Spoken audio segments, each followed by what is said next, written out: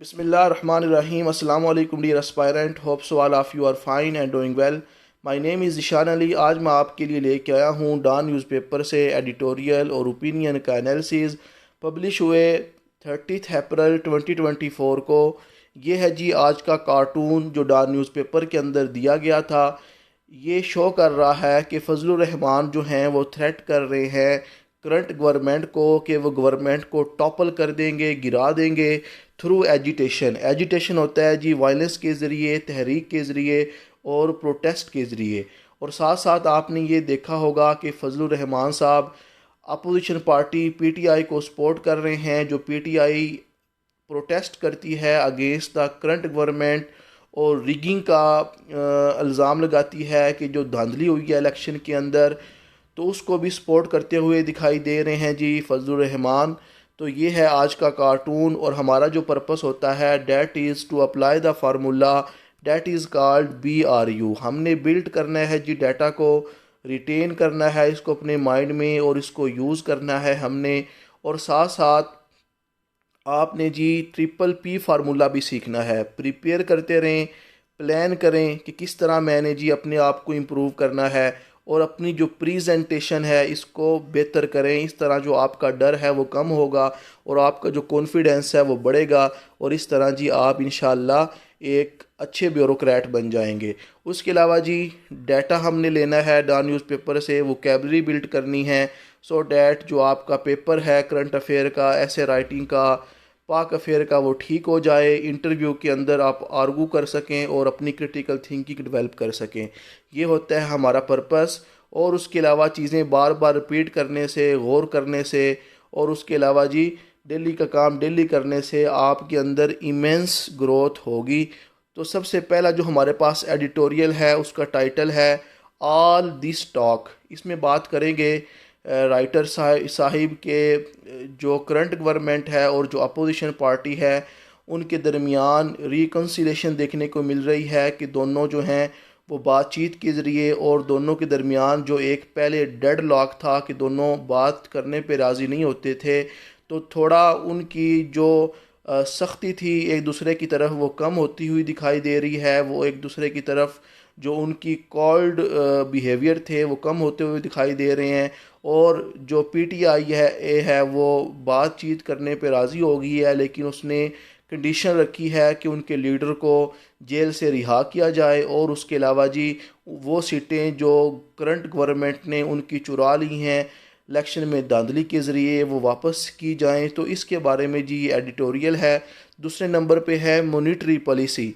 Monetary policy होती है कि एक जो स्टेट है ना वो जो लेन देन करती है पैसे का, तो इसमें जी स्टेट बैंक का पाकिस्तान की बात करेगा कि स्टेट बैंक का पाकिस्तान ने अपनी जो मॉनिटरी पॉलिसी है उसको जी सख्त कर लिया है और ख़ास तौर पे जो इंटरेस्ट रेट सेट किया था स्टेट बैंक का पाकिस्तान ने 22% वही अभी मेंटेन किया गया है. और जो बिजनेसमैन जिन्होंने इंटरेस्ट पे पैसे लिए हुए हैं वो जी दरख्वास्त कर रहे हैं स्टेट बैंक को कि वो अपनी इंटरेस्ट रेट को कम करे. तो इसके बारे में ये है. और मॉनिटरी पॉलिसी स्ट्रॉन्ग होने का पर्पस ये होता है कि गवर्नमेंट जो है वो अपनी पॉलिसी ठीक करे, अपने अंदर जो है एम्प्लॉयमेंट जो है वो लेके आए और साथ साथ जो महंगाई है उसको कम करे. ये सारी बातें जो हैं इकोनॉमी के रिलेटेड हम इस एडिटोरियल में डिस्कस करेंगे. तीसरे नंबर पे है मीनिंगलेस अपॉइंटमेंट. अभी जो इसहाक डार साहब हैं उनको डिप्टी प्राइम मिनिस्टर बना दिया गया है. तो ये एडिटोरियल उनके बारे में है कि इसहाक डार साहब जब जो कि करंट फॉरेन मिनिस्टर भी हैं, अगर वो डिप्टी पीएम का काम करेंगे तो उनकी जो फॉरेन मिनिस्ट्री है वो भी अफेक्ट होगी. दूसरे नंबर पे पहले उन्होंने फॉरेन फाइनेंस मिनिस्टर से इनकार बनने से इनकार कर दिया था और अभी जो करंट फाइनेंस मिनिस्टर हैं उनके ऊपर भी इनका इम्पेक्ट पड़ेगा. तो ये सारी बातें हम इसके अंदर डिस्कस करेंगे. उसके अलावा जी फर्स्ट हमारे पास जो ओपिनियन है that is enter the deputy PM. वही जो एडिटोरियल लास्ट पे हमने देखा, तो ये डिप्टी पीएम इसहाक डार की बात करेंगे कि जो ये इसहाक डार साहब जो हैं ये फैमिली मेंबर हैं PMLN जमात में और ये जी नवाज़ शरीफ ने के बंदे हैं. नवाज़ शरीफ इन पे बड़ा ट्रस्ट करते हैं.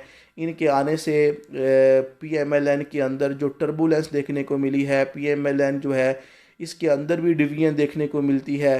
तो ये सारी डिवीजन इस बात का इशारा है कि PM जो बने हैं डिप्टी इसाक डार और उसके अलावा जी शहबाज शरीफ जो कि करंट PM हैं, इन दोनों के दरमियान देखते हैं आने वाले फ्यूचर में क्या क्या मामलात होने वाले हैं, ये हम इस ओपिनियन में देखेंगे। उसके अलावा जी स्ट्रेंज ऑब्सेशन विद बिरयानी, तो ये ख़ास तौर पे जी इंडिया की बात करेगा। इंडिया में आपने देखा होगा वो ज़्यादातर वेजिटेरियन हैं, वो सब्ज़ियां खाते हैं, गोश्त नहीं खाते। तो बिरयानी में ज़ाहिर बात है मटन बिरयानी है, उसके अलावा चिकन बिरयानी है, बीफ बिरयानी है। तो इसके बारे में जी इंडिया के अंदर सियासत कर रहा है मोदी। मोदी अपने जो इलेक्शन है उसके अंदर ये कैंपेन करता है और मुस्लिम जो मिनॉरिटीज़ हैं उनको टारगेट करता है कि ये लोग जो हैं आपकी गाय माता का गोश्त खाते हैं। तो इसको लेके मोदी हमेशा इस तरह की बातें करके हिंदुओं का दिल जीतता है और वोट लेता है। तो इसके बारे में है कि जो ऑब्सेशन है बिरयानी को लेके, और ख़ास तौर पे वहाँ पे जी ऐसे लोग जो गाय का गोश्त खाते हैं या मीट खाते हैं उनको जी नफ़रत की निगाह से देखते हैं जो हिंदू। तो सारी बातें इसमें हम डिस्कस करेंगे। उसके अलावा जी एंडिंग कन्फ्लिक्ट, तो इसमें ये इनकी ओपिनियन ये है कि शहबाज शरीफ साहब जो हैं अभी बिजनेसमैन से मिले हैं, तो वहाँ पे ये बात डिस्कस की गई है कि अगर इकोनॉमी को स्टेबल करना चाहते हैं तो जितनी भी लड़ाइयाँ हैं पाकिस्तान की उनको ख़त्म करना होगा। और बात करते हैं जो PTI के साथ अपोजिशन पार्टी का झगड़ा है, इस्टेब्लिशमेंट का है, उसको ख़त्म करें। और मुल्क के अंदर पोलिटिकल स्टेबिलिटी जब तक नहीं आएगी तब तक मुल्क की इकोनॉमी बेहतर नहीं होगी। और साथ साथ वो बताएंगे कि इंडिया के साथ हमें अपने झगड़े जो हैं वो ख़त्म करने की ज़रूरत है, कश्मीर इशू को हल करने की ज़रूरत है, सो डैट जो हमारी एनर्जी और जो पैसा है जो हमारा वेस्ट होता है इन झगड़ों को निमटने के लिए, वो पैसा भी बचे, एनर्जी भी बचे, और उसको हम क्या करें अपनी मुल्क की बेहतरी के लिए उस एनर्जी को और उस पैसे को इस्तेमाल करें। यह हम डिस्कस करेंगे। एंड पे है टेक्टोनिक शिफ्ट। टेक्टोनिक प्लेट आपने सुना होगा जो कि ज़मीन जो मूव करती है, ज़लज़ले आते हैं तो टेक्टोनिक मूव जो प्लेटें हैं वो हरकत में आती हैं। तो इसमें जी बात करेंगी राइटर साहिबा कि वह जब टीन एज में थी तब जी 3 टर्म इस्तेमाल होती थी, फर्स्ट वर्ल्ड, सेकंड वर्ल्ड और थर्ड वर्ल्ड। फर्स्ट वर्ल्ड वो मुल्क हैं जो कि बड़े अमीर हैं, जिनका कल्चर, जिनकी सियासत, जिनकी इकोनॉमी बेहतर है।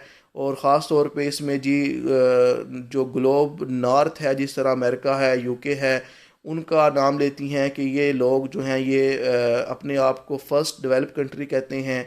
और सेकंड डेवलप कंट्री में रशिया और चाइना को रखा जाता था, और थर्ड डेवलप कंट्री में ये साउथ एशिया के जिस तरह इंडिया, पाकिस्तान ये वगैरह रखे जाते थे। तो कहती है कि अब जो है ना ये पहली वाली बात नहीं रही, अब पावर ट्रांसफ़र हो रही है। पहले जब 2 पावरफुल लोग थे, एक रशिया था जब पाकिस्तान बना और एक अमेरिका था, लेकिन वर्ल्ड वार 2 के बाद क्या हुआ जी, दोनों मुल्कों के दरमियान कोल्ड वार होती रही। और जब 1991 में या जाके जब रूस टूट गया, सोवियत यूनियन टूट गई, उसके बाद America all in all super power बन गया। लेकिन अब दोबारा जो है दुनिया शिफ्ट हो रही है, अब मल्टी पोलर वर्ल्ड बन रहे हैं, अब हर बंदा जो है वो पावर गेम में एंट्री दे रहा है। ये सारी बातें हम इसमें डिस्कस करेंगे। सो ये है जी आज का लेक्चर। उम्मीद करता हूँ कि बहुत इंपॉर्टेंट होने वाला है। एंड पे मैं एक इडियम डिस्कस करूँगा, एक पेरा वर्ड डिस्कस करूँगा, और साथ साथ मैं आपको वोकैबलरी भी डिस्कस करूँगा। सो कमेंट करें, लाइक करें और शेयर करें, इससे हौसला बढ़ता है। देखिए मैं आपसे कोई डिमांड नहीं करता, जस्ट आई डिमांड यू कि आप सिर्फ लाइक कमेंट करें, इससे कुछ भी नहीं जाने वाला। सबसे पहले है जी समरी है जी ऑल दिस टॉक। तो ये पहला एडिटोरियल है, था इन गवर्नमेंट अपोजिशन रिलेशन। जो अपोजिशन गवर्नमेंट अपोजिशन जमाते हैं और जो करंट गवर्नमेंट है उसके अंदर था देखने को मिला है। था का मतलब होता है जो एक कोल्ड बिहेवियर था उसमें पिघल वो थोड़ा कम हुआ है, और थोड़े वार्म बिहेवियर जिसमें दूसरे को वेलकम किया जा रहा है, जो एक दूसरे की तरफ जो सख्ती वाली पॉलिसी थी वो कम होती दिखाई दे रही है। सो जिस तरह एक बर्फ़ पिघलती है ना तो लिक्विड बन जाती है, इसी तरह जब कोल्ड बिहेवियर पिघल के थोड़े नरम हो जाए ना उसे कहते हैं था। The government and opposition show sign of willingness. Opposition और गवर्नमेंट अब इस बात पे तैयार हो गई हैं कि वो निगोशिएट करेंगी और जो डेड लॉक उनकी दोनों पार्टी के दरमियान आ गया था उसको वो ख़त्म करेंगी। Agreement on the potential of negotiation, और निगोशिएशन होने के लिए एग्रीमेंट हो रहे हैं।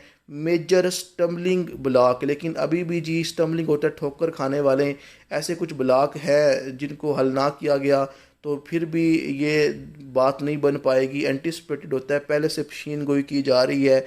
जिस तरह जी पीटीआई की डिमांड है कि हमारे लीडर को जो है वो फ्री करो, सो ये पीटीआई का जो ऑब्जेक्टिव है वो अनक्लियर है। PTI leader issue conflicting statement. PTI के जो लीडर हैं इमरान खान, इनकी जो बयानात होते हैं वो बड़े कन्फ्लिक्टिंग होते हैं। Negotiation target and pre condition, और अभी इन्होंने ये रखा है टारगेट कि अगर आप हमसे बातचीत करेंगे तो हमारी शर्तें आपको मानना पड़ेंगी। पीटीआई का कहना है। पीटीआई की क्या डिमांड है? सबसे पहले तो हमारी जो स्टोलन सीट है ना, जो आपने धांधली करके जीती हैं, वो वापस करो। दूसरे नंबर पे हमारा जो लीडर जो आपने कैद करके रखा हुआ है उसको निकालो, जिसकी वजह से जी ये जो तशवीश है हमारी बढ़ती जा रही है, और ये जो एक्सपेक्टेशन रख दी है, जो ये कंडीशन रख दी है, इसकी वजह से क्या निगोशिएशन अब पता नहीं होंगी कि नहीं होंगी, ये कह रहे हैं राइटर का। उसके अलावा जी डिफरेंस डायलॉग फ्राम सरेंडर।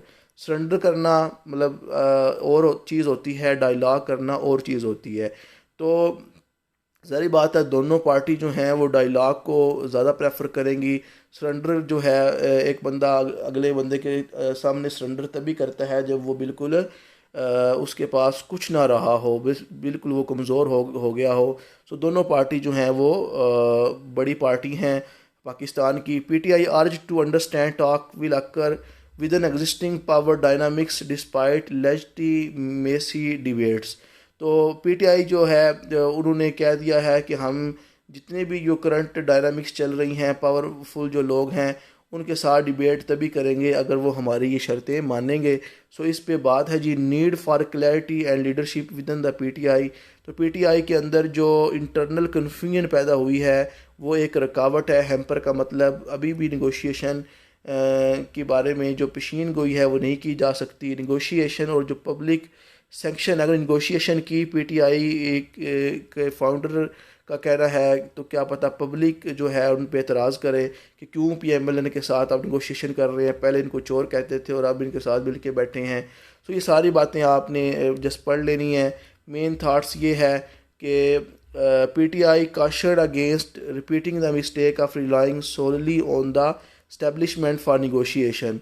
तो पीटीआई को ये काशन किया जा रहा है कि पीटीआई एहतियात से काम ले कि जो पहले उन्होंने गलती की थी, सिर्फ एस्टेब्लिशमेंट से निगोशिएशन कर ली थी और अपनी जो राइवल पार्टी थी उनको कभी उन्होंने निगोशिएशन टेबल पे नहीं लेके आए, तो वो गलती ना करे। तो ये राइटर कह रहा है democratic forces urge to engage directly with rival for more sustainable political situation. जो इनकी राइवल पार्टी हैं, अपोजिशन पार्टी हैं, उनके साथ डायरेक्ट इंगेजमेंट करे तो ये एक पॉजिटिव स्टेप होगा, पॉलिटिकल सोल्यूशन भी तभी निकलेगा, ये कहना है राइटर का। PTI reminded to acknowledge other party as legitimate stakeholder in political discussion. और जो पोलिटिकल पीटीआई है उसको भी याद दिलाया जा रहा है कि जो उसकी जो अपोजिशन पार्टी हैं, जो ये एक जो लेजिटिमेट तरीके से आई हैं, इनका भी एक मुकाम है पाकिस्तान के अंदर, इनको भी वो एक्नॉलेज कर ले पीटीआई, जो कि हमेशा इसका प्राउडी बिहेवियर होता है दूसरे लोगों को लेके, और इस तरह जी पोलिटिकल डिस्कशन की जाए और जो पोलिटिकल एटमॉस्फेयर है वो बहाल हो। और साथ साथ कहता है कि जिस तरह पीडीएम बनी थी ना फरवरी 8 के इलेक्शन के बाद, तो उसके अंदर भी बड़े बाद में इशू पैदा हो गए थे। जिस तरह अभी फजलुर रहमान साहब जो हैं वो नहीं मान रहे करंट गवर्नमेंट को, तो कहता है कि निगोशिएशन और जो हमारा एक आपस में जब तक ये पोलिटिकल पार्टी अपने मसले हल नहीं करेंगी तो इस्टेब्लिशमेंट इनको यूज़ करती रहेगी। सो ये सारी बातें आपने देख लेनी है। मॉनिटरी पॉलिसी में मैंने पहले भी बताई, स्टेट के अंदर जो मनी ट्रांसफ़र होती है, जो बैंक्स के अंदर स्टेट के पॉलिसी बनती है उसे मॉनिटरी पॉलिसी कहते हैं। स्टेट बैंक ने अपना इंटरेस्ट रेट 22% ही रखा है, और उसके अलावा जी ये जो डिसीजन है अपना इंटरेस्ट रेट 22% रखने का, इसका मेन मकसद ये है कि स्टेट बैंक ऑफ पाकिस्तान सितंबर 2025 तक इन्फ्लेशन जो है वो 5 to 7% तक रखना चाहते हैं कि ज़्यादा महंगाई ना हो। और इस तरह जी इन्होंने क्या कर दिया है, मॉनेटरी पॉलिसी को टाइट कर दिया है। तो ये जी मॉनेटरी पॉलिसी है। एक डायग्राम आपको मैंने दिखाई है। जो मॉनेटरी पॉलिसी है इसके ज़रिए जो इंटरेस्ट रेट है उसको फ़िक्स कर दिया जाता है। इससे एम्प्लॉयमेंट जो है गवर्नमेंट बढ़ा सकती है, एक्सचेंज रेट्स बढ़ा सकती है और इन्फ्लेशन को कंट्रोल कर सकती है। सो जो स्टेट बैंक ने ये जो टाइट किया है मॉनेटरी पॉलिसी का, तो इसका मेन मकसद जो हमें नज़र आ रहा है वो जी इन्फ्लेशन को कंट्रोल में रखना है, ये कहना है राइटर का। उसके अलावा प्रेशर आ रहा है बिजनेसमैन से जिन्होंने पैसे लिए हैं, वो कह रहे हैं कि ये जो रेट्स हैं इंटरेस्ट के इनको कम किया जाए। और क्योंकि जो इन्फ्लेशन है उसकी कम होने की जो पेस है, रफ्तार है, वो भी बहुत कम है। लेकिन स्टेट बैंक जो है इस बात को नहीं मान रहा, उसने अपनी जो मॉनेटरी पॉलिसी है मज़ीद टाइट कर दी है। Risk cited include global oil commodity. तो क्यों जी उन्होंने अपनी मॉनेटरी पॉलिसी टाइट कर दी है? एक तो रिस्क जो मिडल ईस्ट के अंदर आपको देखा, आप देख भी रहे हैं, ईरान और इसराइल की भी जंग शुरू हुई। फिर ईरान इसराइल और गज़ा का जो कन्फ्लिक्ट है, ये टेंशन की वजह से जो ऑयल की प्राइसेस हैं वो जी हमें बढ़ती हुई नज़र आ रही हैं। बजटरी स्टेबलाइजेशन मेजरमेंट अभी हम कर रहे हैं, हमारी इकोनॉमी वीक है, इसको लेके जी स्टेट बैंक अभी भी जो इंटरेस्ट रेट है उसने कितना रखा हुआ है, 22%। Delayed monetary easing by advanced economy. जैसे जैसे जी हमें हमारी इकोनॉमी स्टेबल होती जाएगी तो स्टेट बैंक कहता है कि हम अपनी मॉनेटरी पॉलिसी को क्या कर देंगे, ईज़ कर देंगे। हेडलाइन इन्फ्लेशन, और ये हेडलाइन भी आपने देखी होगी न्यूज़ चैनल पे कि 10% जो इन्फ्लेशन है, इन्फ्लेशन का मतलब महंगाई, वो 3 महीनों में कम हो जाएगी। और इस तरह जी जो मॉनेटरी पॉलिसी है इसको हम ईज़ कर देंगे, इसको हम लूज़ कर देंगे, मीन इंटरेस्ट रेट कम कर देंगे। जब तक रुपया स्टेबल नहीं होगा, फॉरेन एक्सचेंज रिज़र्व नहीं आएंगे, करंट अकाउंट बैलेंस नहीं होगा, तो हम जी इन रेट्स को जो हमने सेट कर दिए हैं उनको हम कम नहीं कर सकते। Economic recovery from previous contraction remain modest. जो अभी रिकवरी हो रही है इकोनॉमी, ये बड़ी एक दरमियाना वे से चल रही है। अनएम्प्लॉयमेंट अभी भी है। Business struggle with high financial cost and bad loan. जो बिज़नेस हैं वो भी स्ट्रगल कर रहे हैं क्योंकि जी फाइनेंशियल उनको जी लॉस हुए हैं, उनको कीमत अदा करनी पड़ रही है क्योंकि उन्होंने लोन्स लिए हुए हैं। ये सारी बातें वो इसमें डिस्कस करता है। Counter argument against rate cuts. Current inflation जो आपने देखा बहुत ज़्यादा है। आल दो कहता है कि ये थोड़ी कम हो रही है इन्फ्लेशन, लेकिन अभी भी इतनी कम नहीं है, हाई है। Indicating fragility in economic stability. महंगाई का ज़्यादा होना इकोनॉमी के अंदर एक फ्रेजिलिटी होता है, कमज़ोर पॉइंट है। लो रेट्स में बूस्ट डिमांड इंक्रीज इंपोर्ट। अगर जी महंगाई कम होगी, रेट्स कम होंगे, तो इससे जी इंपोर्ट्स बढ़ेंगी। प्रेशर जो करेंसी पे जी वो आएगा इंपोर्ट बढ़ने से फिर दोबारा, और इसकी वजह से दोबारा जो इन्फ्लेशन है वो डिस्टेबलाइज हो जाएगी। ये कह रहा है राइटर का। Expected delay in US rate cuts necessitate vigilance in monitoring global economic trend. और उसके अलावा जी ये जो यूएस है, अगर वो भी थोड़ा सा अपनी पॉलिसी चेंज करे इकोनॉमी को लेके, जिस तरह वो भी जो इंटरेस्ट रेट लेता है वो कम करे, तो इससे जी हमारी जो मॉनेटरी पॉलिसी है पूरे वर्ल्ड की, जो पूरे वर्ल्ड की इकोनॉमी है उस पर इसका इम्पेक्ट पड़ेगा। Prudent decision by state bank. State bank ने, प्रूडेंट होता है जी अक्लमंदी वाला, जो स्टेट बैंक ने अभी जो डिसीजन लिया है कि वो मॉनेटरिंग पॉलिसी को सख्त कर रहा है, तो मेन उसका मकसद ये है कि जो इन्फ्लेशन है उसको कम करना है। ये कहना राइटर का। Decision aimed at ensuring economic stability. ये जो सख्त मॉनेटरी पॉलिसी अप्लाई करने का डिसीजन लिया है स्टेट बैंक ने, इनका मेन मकसद है इकोनॉमी को स्टेबल करना। और उसके अलावा जी जो महंगाई की वजह से जो एडवर्स इम्पेक्ट पड़ेंगे, अगर इन्होंने ये जो मॉनेटरी पॉलिसी है इसको ईज़ कर दिया और इंटरेस्ट रेट कट कर दिए, तो इससे जी मुल्क की इकोनॉमी पे इम्पेक्ट पड़ेगा। इसलिए जी स्टेट बैंक ने क्या किया है जी, एक प्रूडेंट डिसीजन लिया है, एक अक्लमंदाना डिसीजन लिया है जो कि पाकिस्तान की इकोनॉमी के फेवर में है। उसके बाद ही तीसरा एडिटोरियल है मीनिंगलेस अपॉइंटमेंट। तो इसमें बात करेंगे पाकिस्तान के अभी जो करंट डिप्टी प्राइम मिनिस्टर बने हैं इसहाक डार साहब, उनकी बात करेंगे कि PMLN हमेशा अपनी फैमिली को फर्स्ट रखती है और उनकी जो पॉलिसी है नेपोटिज़म की, अपनी फैमिली को आगे लाने की, इस पे जी तनकीद कर रहा है राइटर। PMLN ने जो डिसीजन किया है कि इसहाक डार को डिप्टी प्राइम मिनिस्टर पाकिस्तान का जी बना दिया है। इस पे क्रिटिसिज्म जो है वो भड़क उठा है। स्पार्क का मतलब है भड़क जाना। Seen as a continuation of the party trend of prioritising family over merit. जिस तरह पहले भी देखने को मिला है कि PMLN हमेशा मेरिट की बजाय अपनी फैमिली इंटरेस्ट पे जो है क्या करती है, डिसीजन करती है। उसके अलावा जी यूज़लेस या unusual role of deputy prime minister. अब डिप्टी प्राइम मिनिस्टर का इतना कोई रोल नहीं है, ये मीनिंगलेस अपॉइंटमेंट है।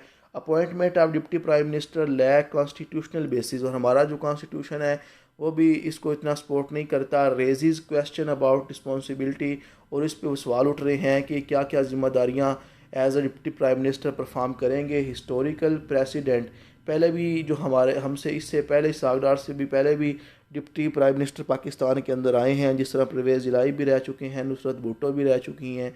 तो उनका भी रोल सेरिमोनियल था, एक जो रस्मी था, मतलब इतनी पावर उनको नहीं दी गई थी। Use to address internal party dynamics. तो ये जी जो आपको नज़र आ रहा है डिप्टी PM बनना इसहाक डार का, राइटर कहता है कि जस्ट इन्होंने अपनी पार्टी की जो इंटरनल डायनामिक्स है उसको एड्रेस करने के लिए इसहाक डार को इन्होंने डिप्टी PM बनाया है। Uncertainty over the impact of Dar appointment on foreign ministry will currently lead. अभी जो डिप्टी PM बने हैं डार साहब, इसकी वजह से इनकी जो फॉरेन मिनिस्ट्री की ड्यूटी है, जो कि ये करंट फॉरेन मिनिस्टर है, वो भी इम्पेक्ट होगी। और उसके अलावा जी डार साहब जो है, जिन्होंने कहा था कि वो फाइनेंस मिनिस्टर बनने से उन्होंने इनकार कर दिया था, अब ये क्या करेंगे जी। जो अभी करंट हमारे फाइनेंस मिनिस्टर है औरंगज़ेब साहब, उनके बॉस बन गए हैं क्योंकि प्राइम PM बन गए हैं डिप्टी। तो अब कहता है कि ये जो फाइनेंस मिनिस्ट्री है उस पर भी ये क्या करेंगे, ओवरसी करेंगे, उसको भी ये देखेंगे, और साथ साथ ये अपनी फॉरेन मिनिस्ट्री को भी देखेंगे। तो कहता है, राइटर कहता है, अपॉइंटमेंट जो देखने को मिली है ये शो कर रहा है कि नवाज शरीफ साहब जो हैं वो लेके आए हैं इसहाक डार साहब को, क्योंकि डार साहब रिलेशन में और ट्रस्ट में नवाज शरीफ के बड़े करीब हैं। Raises question about the rational behind the appointment. Rational होता है कि इसके पीछे क्या लॉजिक है, क्या मेन एक्शन है इस पॉलिसी के पीछे, इस पे क्वेश्चन उठ रहे हैं। Amidst more pressing issue of the government, और जो गवर्नमेंट का ये जो इशू है ये मज़ीद जो है वो बढ़ता जा रहा है, ये कहना राइटर का। Criticism highlight the need for the government to prioritise important issue over nepotic appointment. तो इस बात पे क्रिटिसाइज़ किया जा रहा है कि गवर्नमेंट बजाय रिश्तेदारियां जो हैं उसकी बेस पे अपॉइंटमेंट करे, बल्कि गवर्नमेंट को ये देखना चाहिए कि जो पाकिस्तान के अभी करंट इशू चल रहे हैं उनको प्रायोरिटी दे। ये जो गहमा गहमी है सिर्फ अभी सीटें ही नहीं डिसाइड हो रही, इससे तो मुल्क में और अनस्टेबिलिटी आएगी। उसके बाद पहली ओपिनियन है एंटर द डिप्टी PM। वही बात है जी, इसलिए मैं इसको शॉर्टली बताऊंगा। आरिफा नूर भी ने भी जो ओपिनियन दी है इसहाक डार साहब के बारे में दी है कि डार साहब अपॉइंट हो गए हैं डिप्टी PM, इनकी वजह से मज़ीद ऐड मोर फ्यूल, मतलब और जो आग भड़केगी। PMLN is facing inner strife, मतलब डिप्टी से PM बन के आना इसहाक डार की वजह से, इससे जी ये कंफर्म हो गया है कि जो PMLN के अंदर सरगोशियाँ हो रही थी, विस्पर हो रहा था सरगोशियाँ, तो इनके अंदर जो इनर स्ट्राइफ थी, इनर जो लड़ाई हो रही थी, उसका ये बात का सबूत है कि दोनों यंग ब्रदर और उसके अलावा जो एल्डर ब्रदर हैं नवाज शरीफ और शहबाज शरीफ, इन दोनों की पॉलिसी डिफरेंट है, और कुछ MLN नवाज शरीफ के साथ है और कुछ शहबाज शरीफ के साथ हैं। और जी ये डिप्टी PM बन के आए हैं इसहाक डार साहब, और ये संडे को बन के आए हैं। तनकीद करती हैं राइटर के despite being a day of rest, Sunday जो कि एक रेस्ट का दिन होता है, गवर्नमेंट ऑफिशियल उस दिन भी एक्टिव हो गए हैं। प्राइम मिनिस्टर जो है ओवरसी मतलब बाहर गए हुए थे एक ट्रिप पे, उस दौरान जी इसहाक डार साहब जो हैं वो डिप्टी प्राइम मिनिस्टर अपॉइंट हुए हैं। और साथ साथ बताते हैं कि डार साहब जो अपॉइंट होके आए हैं इसके ऊपर जी डिस्कशन हो रही है, जर्नलिस्ट कमेंट पास कर रहे हैं और क्वेश्चन राइज कर रहे हैं कि नवाज शरीफ की जो इंटेंशन है वो थी कि वो डार को लेके आए एज अ डिप्टी PM, और उसके अलावा इसका जो इम्प्लीकेशन है, इसके जो असर हैं वो शहबाज शरीफ पे भी पड़ेगा। और उसके अलावा appointment as adding fuel to existing rumour, और ये जो अपॉइंटमेंट हुई है और डिप्टी PM की डार साहब की जो अफवाह चल रही थी कि PMLN के अंदर जो है वो ख़राबियाँ पैदा हो रही हैं, इससे मज़ीद ये फ्यूल मिल रहा है कि बात पक्की हो रही है कि वाकया ही इन पार्टीज़ की जो डायरेक्शन है वो आपस में डिफरेंट लोगों की डिफरेंट हैं। नवाज शरीफ बाज़ार तो ऐसा लगता है कि पार्लियामेंट के अंदर वो गैर मौजूद हैं और अपने आप को एक गवर्नमेंट की एक्टिविटी से दूर रख रहे हैं, लेकिन जब इन पॉलिसी को देखते हैं तो इसका मतलब है नवाज शरीफ पीछे बैठ के गेम कर रहे हैं। Dar promotion indicate change in power balance within the Sharif family. तो डार साहब ने का आना ये शो कर रहा है कि शरीफ फैमिली के अंदर जो पावर है उसको बैलेंस किया जा रहा है। Perception of Sharif family failure to understand public sentiment against family dominance in politics highlighted. और ये जो शरीफ फैमिली नाकाम रही है कि पब्लिक के जो सेंटीमेंट्स हैं, जो इमोशन है वो ये हैं कि फैमिली हमेशा डोमिनेंट रहती है। जब भी ये आती है इसको जी पॉलिटिकली हाईलाइट मिल रही है। गवर्नमेंट पे क्या फ़र्क पड़ेगा, अपॉइंटमेंट होने की वजह से ये बेचैनियाँ अनसर्टेनिटी पैदा हो रही है और ये ख्याल किया जा रहा है कि कोई इंट्रा फैमिली जो है इनका आपस में कोई बातचीत हुई है। डार प्रोक्सीमिटी टू नवाज शरीफ। डार साहब नवाज शरीफ से ज़्यादा करीब हैं, नवाज शरीफ उन पर ट्रस्ट भी ज़्यादा करते हैं। ये सारी बातें मुझे बताना है कि हालांकि डिप्टी पीएम का रोल सेरेमोनियली होगा, मतलब सिर्फ रस्मी होगा, लेकिन इनका जो इम्पेक्ट है वो जी मिनिस्ट्री ऑफ फॉरेन मिनिस्ट्री पे भी पड़ेगा और इकोनॉमिक अफेयर पे भी पड़ेगा। सो ये देखें जी क्या होता है आने वाले वक्त में। तो ये बस आपने देख लेना है। Appointment of Dar as deputy PM seen a strategic move within the significant political and economic implication. ये जो डिप्टी साहब आए हैं इसकी वजह से पोलिटिकल इकोनॉमिक असरात आएंगे और जी टर्बुलेंस भी पैदा हो सकती है आगे जाके। ये कहना है टर्बुलेंस होता है बेचैनी और टेंशन पैदा हो सकती है गवर्नमेंट के अंदर। उसके बाद जी ये आपने इतना नहीं करना, जस्ट सुन लें। जवेद नकवी साहब जो है ना ये बात करते हैं बिरयानी स्टोरी जो है ना ये इस्तेमाल करता है भारतीय जनता पार्टी। और जी बड़ा ज़बरदस्त लिखा हुआ है कि biryani story has proved useful. Biryani story जो है ये हमेशा यूज़फुल रही है मोदी के लिए वोट लेने के लिए, क्योंकि मोदी जब भी वोट लेता है वो रिलीजियस कार्ड खेलता है, मज़हब का इस्तेमाल करता है या इमोशन का इस्तेमाल करता है। कहता है ये ऐसे है जिस तरह टार्निश का मतलब होता है किसी को दागदार करना। क्वेरी होता है वो एनिमल जिसका आप शिकार करते हैं, अभी तक उस असॉल्ट होता है हमला। ऐसा एनिमल जिसने अभी आप पे हमला नहीं किया आप उसको पहले ही दागदार करना शुरू कर दें। इस तरह कह रहा है राइटर के मोदी जो है वो पावर के लिए जो कि अभी उसके पास आनी है इलेक्शन के बाद, तो उस पावर लेने के लिए क्या करता है जी बिरयानी स्टोरी सुना रहा है, बिरयानी की ऊपर बातें करता है। ठीक है, तो ये आपको ने मज़ीद यही कर लेनी है कि भारतीय जनता पार्टी जो है ये इलेक्शन विन करने के लिए और लोकसभा के अंदर ज़्यादा सीटें विन करने के लिए आजकल इलेक्शन कैंपेन चल रही है। और इलेक्शन कैंपेन के अंदर बात किस पे हो रही है, नरेंद्र मोदी जो है वो बिरयानी के रेफरेंस देता है। ठीक है, ताकि मुस्लिम जो कम्युनिटी है उसको टारगेट किया जाए और जो हिंदू मेजॉरिटी है उनके इमोशंस पे जी वोट लिए जाएं। जिस तरह वो कहता है कि अगर मुसलमान ज़्यादा होंगे तो तुम्हारा मंगलसूत्र जो हिंदुओं की औरतें पहनती हैं वो भी खींच लेंगे। और आपने देखा है कि हिंदू जो है वो नॉन वेजिटेरियन हैं और क्या नाम है इसका, मोदी भी नॉन वेजिटेरियन है, मतलब ये गोश्त नहीं खाते। तो सॉरी वेजिटेरियन होता है मतलब ये सब्जियां खाते हैं, नॉन वेजिटेरियन होते हैं जो गोश्त खाते हैं, मीट खाते हैं। ठीक है, तो इस बात पे जी सियासत हो रही है, जस्ट ये इस पे आपने पढ़ना है, आपके पेपर पॉइंट ऑफ व्यू से इतना इंपॉर्टेंट नहीं है, इसलिए मैं इस सारे को डिस्कस नहीं कर रहा। ठीक है, उसके बाद जी जो सबसे ज़्यादा इम्पोर्टेंट है वो है जी एंडिंग कन्फ्लिक्ट। जितने भी झगड़े हैं वो कम किए जाएं। तो ये डॉक्टर नियाज़ मुर्तज़ा साहब हैं, ये कहते हैं a charter of governance must commit to ending misrule. और कहता है कि हमें एक गवर्नेंस अपनी बेहतर करनी चाहिए और इसका एक चार्टर बना देना चाहिए। और जो लोग मिस रूल करते हैं, सही तरह से हुक्मरानी नहीं करते, इस गवर्नेंस चैप्टर के वजह से वो भी बेहतर काम करेंगे। बिजनेस एक्सपर्ट प्राइम मिनिस्टर को एडवाइस की है, शहबाज शरीफ साहब को, कि वो क्या करें, पीटीआई के साथ जितने भी झगड़े हैं वो ख़त्म करें, इंडिया के साथ जो हमारे झगड़े हैं वो ख़त्म करें। क्योंकि हम क्या करते हैं जी बिला वजह ड्रेन कर रहे हैं अपनी नेशन की एनर्जी और अपने पैसे। और यही दो जो हमारे कन्फ्लिक्ट हैं, यही क्या हैं जी, इम्पेडिमेंट्स होता है, रुकावट है हमारी तरक्की में। These conflict have polarise society internally contributed to isolation externally. ये जो लड़ाइयाँ हैं आपस में सेक्ट की बेस पे, पॉलिटिक्स की बेस पे, और साथ इंडिया के साथ, इसकी वजह से हमारी सोसाइटी में नफरत पैदा होती है, डिवीजन पैदा होती है, और इंटरनली भी हम आइसोलेट हो रहे हैं और एक्सटर्नली भी आइसोलेट हो रहे हैं।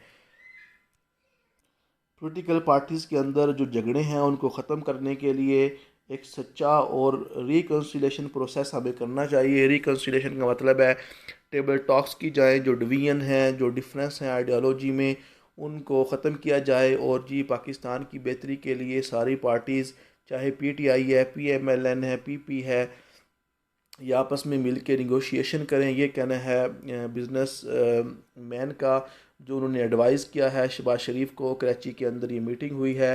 दे need to acknowledge their roles in political instability. और जो पाकिस्तान में पोलिटिकल इंस्टेबिलिटी है, इनमें पोलिटिकल पार्टीज़ की झगड़े ही है जो कि पाकिस्तान में इंस्टेबिलिटी लेके आती हैं। कमिट टू डेमोक्रेटिक चार्टर, जो डेमोक्रेटिक चार्टर है उस पर डट जाएँ। इंश्योर इंडिपेंडेंट इंस्टीट्यूशन, और जितने भी इदारे हैं उनको आज़ादाना काम करने दिया जाए, और उस पर यकीन दहानी दी जाए कि हर इदारा क्या रहे, इंडिपेंडेंट रहे। Charter of democracy and governance पे बात करते हैं। चार्टर जो है डेमोक्रेसी का, इसमें शामिल है कि जितने भी पास्ट में जितनी भी धांधली हुई है उसको एक्सेप्ट कर लिया जाए, और जी जो इस्टेब्लिशमेंट की सपोर्ट है उसको लेने से इनकार कर दें सारी पार्टीज़। और जो पॉलिटिकल विक्टिमाइजेशन है, एक दूसरे को हम विक्टिमाइज़ करते हैं, उसको ख़त्म कर दें। इंडिपेंडेंट इंस्टीट्यूशन बना लें, और उसके अलावा जी ऐसा टाइम फ्रेम बनाएं, इलेक्शन कमीशन ऑफ पाकिस्तान को स्ट्रॉन्ग करें, ताकि जितने भी इलेक्शन होते हैं वो साफ़ और शफाफ हों। तो ये कहना है जी बिजनेसमैन का और राइटर का। इकोनॉमिक रिफॉर्म लाने के लिए कहता है पॉलिटिकल रिफॉर्म के साथ साथ हमें अपनी इकोनॉमी को बेहतर करने के लिए इकोनॉमिक रिस्ट्रक्चरिंग करने की ज़रूरत है। इस बात को एक्नॉलेज करने की ज़रूरत है कि इकोनॉमी को हमने मिसमैनेज किया है, और जितनी भी पार्टीज़ हैं वो कम्पिटेंट कैबिनेट जो हैं वो अपॉइंट करें, और जी अपनी गवर्नेंस को बेहतर करें। इस तरह जी अपनी जो सस्टेनेबल गवर्नमेंट है, ग्रोथ है, उसको प्रायोरिटाइज़ करें। ये कहना है राइटर का। बाकी जी जो हमारे तालिबान की इंसर्जेंसी है वो देखने को मिली है, मतलब जिस तरह तालिबान तरीके तालिबान पाकिस्तान, जिन्होंने अटैक किया पाकिस्तान के सबसे बड़े शहर बलूचिस्तान में, सॉरी सबसे बड़े सूबे बलूचिस्तान में। तो इसको हल किया जाए, बलूचिस्तान का इशू हल किया जाए, इंडिया पाकिस्तान रिलेशन को बेहतर किया जाए। इससे जी डायलॉग किए जाएं इन लोगों से। इस तरह की इनिशिएटिव लेने से, डिप्लोमेटिक इंगेजमेंट करने से हम इन झगड़ों को ख़त्म करके अपनी जो प्रोग्रेस है उसको बेहतर कर सकते हैं। और उसके अलावा जी पीटीआई और जो पीपीपी है, इनको जी अपने जो झगड़े हैं वो ख़त्म कर देने चाहिए, और इनको जी आपस में मशवरे करके जी पावर शेयरिंग एग्रीमेंट करने चाहिए। और इससे जी जो फ्यूचर में मुज़ाहमत पैदा होगी उसको हम कम कर सकते हैं। ये कहना है राइटर का।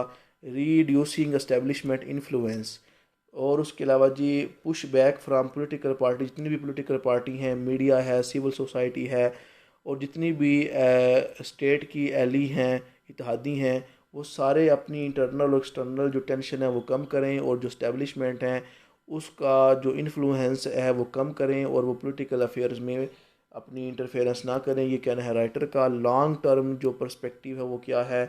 While the proposed major offer short term remedy, ये जो मेजरमेंट लेने को कह रहे हैं इससे जी हमें शॉर्ट टर्म फ़ायदा मिलेगा।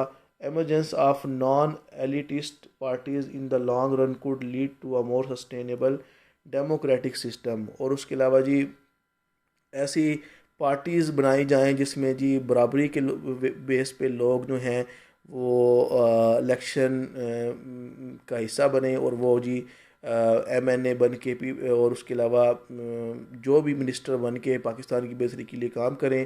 जो सिर्फ अलीट क्लास ही आती है, अमीर क्लास ही आती है, उसके साथ साथ जो मिडिल क्लास से और दूसरे जो लोग हैं उनको भी इलेक्शन में हिस्सा लेने का जो है वो फैसिलिटेट किया जाए, उनको जी पूरे मौके दिए जाएं। Electoral democracy remain a pre requisite for such development, तो इसलिए कहता है कि जब तक इलेक्शन में डेमोक्रेसी नहीं ना आएगी, शफाफियत नहीं आएगी, सबको बराबरी नहीं दी जाएगी, तब तक ये डेवलपमेंट नहीं हो सकती। ये कहना है राइटर का। लास्ट पे जी हमारी ओपिनियन है टेक्टोनिक शिफ्ट। बीना शाह बात करेंगी टेक्टोनिक शिफ्ट की। टेक्टोनिक मैंने आपको पहले भी बताया कि हमारी जो ज़मीन है इसके अंदर प्लेट्स हैं जिनको टेक्टोनिक प्लेट्स कहते हैं। ये अपनी जो पोजीशन है वो चेंज करती रहती हैं। तो इस तरह वो बात करती हैं कि आथर जब टीन एज में थी, the world was divided into first world और उसके अलावा third world with clear economic and political distinction. कहती है कि जब मैं टीन एज में थी तो मुझे देखने को मिलता था दो तरह की दुनिया है, एक फ़र्स्ट वर्ल्ड है और एक थर्ड वर्ल्ड है, और इन दोनों के दरमियान जो डिस्टिंक्शन है, जो फ़र्क है, वो इकोनॉमी के लिहाज से है और पॉलिटिकल के लिहाज से है। फ़र्स्ट और थर्ड वर्ल्ड में क्या फ़र्क है? जो फ़र्स्ट वर्ल्ड है ना वो एफ्लुएंट है, मतलब अमीर हैं, इंडस्ट्री वहाँ पे बहुत ज़्यादा है। और जो थर्ड वर्ल्ड है ना वो जी अथर कहती है कि गरीब हैं, अंडर डेवलप हैं और इनसिक्योर हैं, मतलब उनको सिक्योरिटी या क्यों नहीं मिलती, क्योंकि उनकी इकोनॉमी ही ठीक नहीं है। इन्फ्लुएंस ऑफ फर्स्ट वर्ल्ड, जो फर्स्ट वर्ल्ड जो अमीर है इसका जी पूरी दुनिया पे असर होता है। फर्स्ट वर्ल्ड कंट्री जो है ये सिग्निफिकेंट अपना इन्फ्लुएंस करते हैं थर्ड वर्ल्ड कंट्री पे, इकोनॉमी के लिहाज से, पॉलिटिकल के लिहाज से, कल्चर के लिहाज से। और इस तरह जी जो थर्ड वर्ल्ड के अंदर जो करप्ट गवर्नमेंट है ना उसको फर्स्ट वर्ल्ड सपोर्ट करता है। अब फिर कहती है ट्रांजिशन टू ग्लोबल साउथ। अब जी पहले जो ग्लोबल साउथ है जी 1990 के अंदर थर्ड वर्ल्ड जो है उसका लफज ग्लोबल साउथ को दिए जाने लगा, जिसकी वजह से वो जो पहले फोकस था फर्स्ट वर्ल्ड का और सेकंड वर्ल्ड का वो चेंज हो गया जियोपॉलिटिकल पावर का जो रिलेशन है ना उसको देख के। और साथ साथ वो बात करेंगी definition and composition of global south. जो ग्लोबल साउथ है ना मतलब उसमें अमेरिका आता है, अफ्रीका आता है, एशिया आता है, ठीक है, और डाइवर्स नेशन हैं इनके अंदर। और इनके अंदर जो इकोनॉमिक डेवलपमेंट है ना वो भी हमें डिफरेंट नज़र आती है। हर मुल्क की जो इकोनॉमी है वो अपनी अपनी है। और some argue that the term global south is now stretched beyond usefulness और रेशलाइज होते हैं नस्ल से भी आगे, और जो यूज़फुलनेस है उससे आगे जो ग्लोबल साउथ है ना इसका लफज अब हम इस्तेमाल करते हैं। रिसर्चर जो है वो इस बात पे ज़ोर देते हैं कि हमें जो हिस्टोरिकल इनइक्वालिटीज़ हैं उनको हाईलाइट करने की ज़रूरत है। ग्लोबल पावर डायनामिक्स, जितनी भी हमारे पास एक पॉलिटिकल साइंटिस्ट थे जोहन आइकन बेरी, उन्होंने कहा था दुनिया मल्टीपोलर वर्ल्ड की तरफ जा रही है, मतलब दुनिया में डिफरेंट पोल बनने जा रहे हैं, हर मुल्क जो है वो स्ट्रॉन्ग हो रहा है।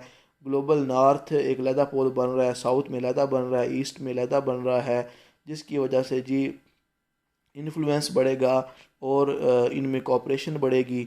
Global south role in global conflict. जो ग्लोबल साउथ है ना उसमें देखा गया है कि इसराइल के अगेंस्ट जो है वो अलाइन है। और उसके अलावा जी वो जिस तरह कि अफ्रीका के अंदर निकारागुआ है और साउथ अफ्रीका है, वो इसराइल के अगेंस्ट आवाज़ उठाई है उन्होंने, और इंटरनेशनल कोर्ट ऑफ जस्टिस में उन्होंने बात की है कि इसराइल जो जुल्म करता है गज़ा में उसको रोका जाए। ये शो कर रहा है कि जो ये ग्लोब है इसमें एक पॉलिटिकल शिफ्ट देखने को मिला है। और उसके अलावा जी हमें ज़रूरत है कि हम जस्टिस प्रोवाइड करें पूरी दुनिया के अंदर। और साथ साथ जी ये बात करती हैं writer the deliberate use of term global south. जो ग्लोबल साउथ का जो हम लफ्ज़ इस्तेमाल करते थे अब इसके अंदर एक शिफ्ट देखने को मिला है, world where global justice must prevail. और उसके अलावा जी पूरी दुनिया के अंदर एक जस्टिस सिस्टम जो है इसको फैल जाना चाहिए, reflecting changing global power dynamics and alliance. और ये रिफ्लेक्ट करती हैं कि पूरी दुनिया के अंदर जो ग्लोबल डायनामिक्स हैं वो चेंज होती हैं, अलायंस बनते रहते हैं। तो इनके साथ साथ चैलेंज भी पैदा होते हैं, और जितनी भी पोलैरिटी आती जाएगी उतनी ही जी हर मुल्क जो है वो अपनी बात मनवाने की कोशिश करेगा, जिसकी वजह से जब डिफरेंस आएंगे तो जंग भी हो सकती है। इसलिए हम अगर जस्टिस करें, जस्टिस को पूरी दुनिया में फैला दें, तो इस तरह पूरी दुनिया जो है वो पीस से रह सकती है। ये कहना है राइटर का। उसके बाद जी आज का इडियम है break the ice. Break the ice का मतलब होता है खामोशी तोड़ना, ठीक है। एक टू इनिशिएट अ कंजर्वेशन, बातचीत स्टार्ट करना। तो after the beginning of party, जब पार्टी स्टार्ट हो गई थी, Mohammad told a funny joke, उसने एक फ़नी जोक किया और इस तरह जी ब्रेक द आइस, खामोशी तोड़ दी। और इस तरह हर बंदा बात करना शुरू कर दी, हर बंदा जो है बात करना शुरू हो गया। उसके बाद जी आज का पहला वर्ड है अलाउड। अलाउड का मतलब होता है इजाज़त देना, परमिशन देना, परमिटेड। इसका एंटोनिम है प्रोहिबिट करना, रोक देना। अलाउड का मतलब होता है बुलंद आवाज़ में, स्पोकन आउट लाउडली, क्लियरली। और एंटोनिम इसका है क्वाइटली और साइलेंटली। उसके बाद जी था का मतलब होता है जिस तरह बर्फ़ पिघलती है ना, इस तरह डी अगर मेल्टिंग हो जाए, दो बंदों की दुश्मनी ख़त्म होना शुरू हो जाए, उसे कहते हैं मेल्टिंग, डिफोरेस्टिंग। एंटोनिम इसका है फ्रीज होना, सॉलिडिफाई होना। स्टम्बलिंग ब्लॉक होता है रुकावट, ऑब्स्टेकल। इसका जी एंटोनिम है फैसिलिटेटर, एड। उसके बाद ये रेजिलियंस होता है जी एबिलिटी टू रिकवर, ठीक है। तो आपके अंदर भी रेजिलियंस होनी चाहिए कि जो मर्ज़ी हो जाए आप दोबारा रिकवर हो जाएं। फ्लेक्सिबिलिटी हो तो उसे रेजिलियंस कहते हैं, टफनेस हो तो रेजिलियंस। एंटोनिम इसका वल्नरेबिलिटी है, फ्रेजिलिटी है। सब ड्यूड जो है इसका मतलब होता है दबा हुआ, रिस्ट्रेंड। और इसका जो है म्यूटेड, सप्रेस्ड, ये भी इसका सिनोनिम है। वाइब्रेंट, बोइस्ट्रस इसका एंटोनिम है। उसके बाद जी नेपोटिस्टिक, इसका मतलब होता है रिश्वत लेने वाला, ठीक है। और उसके अलावा पार्टीशन, प्रीफ्रेंशियल।